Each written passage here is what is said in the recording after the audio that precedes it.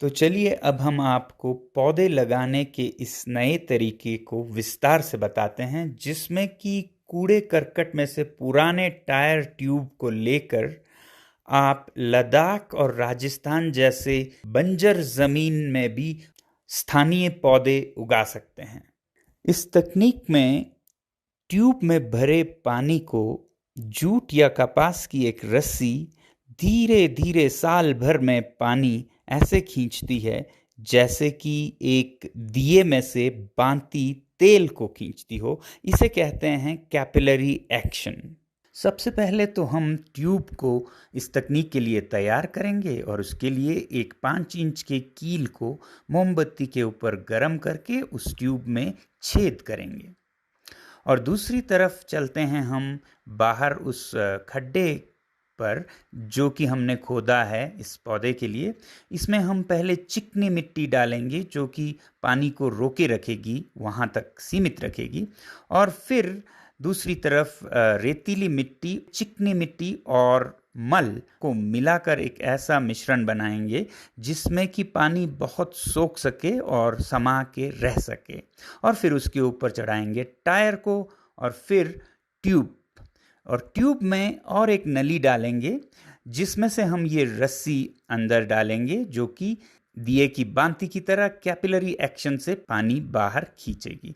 इस रस्सी को हम खोलेंगे और जैसे पौधे के जड़ें होते हैं वैसे ही ये खुलकर पौधे के जड़ों के साथ फैली जमीन के नीचे रहेगी।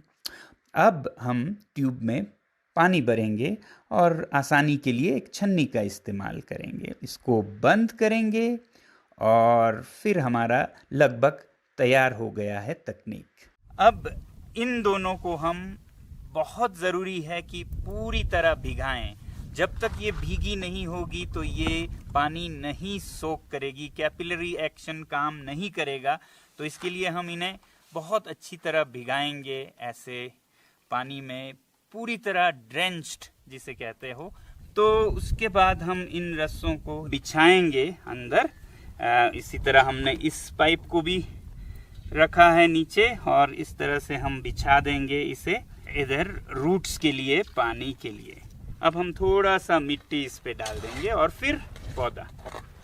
तो अब हम इसे नीचे उतारते हैं इन रस्सियों के जाल के बीचों बीच, और अब हम इस पे लगाएंगे और मिट्टी, जिस मिट्टी में हमने काफ़ी कुछ मिलाया है ताकि पानी सोख सके। इसमें पानी डालने से पहले इस पौधे को कड़ी धूप से बचाए रखने के लिए कि इसमें से जो भी पानी है वो धूप के कारण उड़ ना जाए, इसको कवर करेंगे।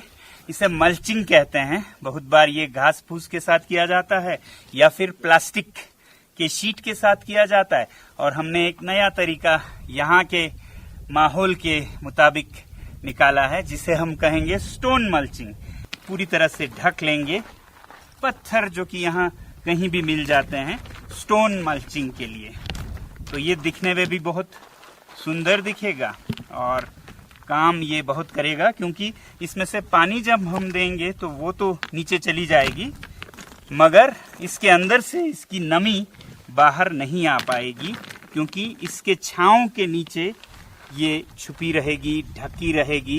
इस कारण से इसमें से इवेपोरेशन लॉसेस लगभग ना के बराबर हो। तो ये है स्टोन मल्चिंग। आप में से जो लोग लद्दाख में या ऐसे रेगिस्तानी इलाकों में हैं तो वो इस तरह से पौधे उगा सकते हैं लगभग बिना पानी के। मगर आप में से बहुत लोग सोच रहे होंगे ठीक है रेगिस्तानी इलाकों के लिए, लद्दाख के लिए, मगर ये हम देख के हम क्या करेंगे? हमारे यहाँ तो कितना बारिश पड़ता है, ज़मीन भी अच्छी है, हमें इससे क्या लेना देना। असल में मेरा ये वीडियो आप लोगों के लिए है। ये एक संदेश है आप लोगों के लिए कि अगर हम लोग इस रेगिस्तान में इतने जद्दोजहद से ये पौधे उगा रहे हैं तो आप क्यों नहीं उगाते उन इलाकों में जहाँ पर पानी इतना है, मिट्टी अच्छी है, पौधे आपके लगभग बिना कुछ किए ही उग जाती है।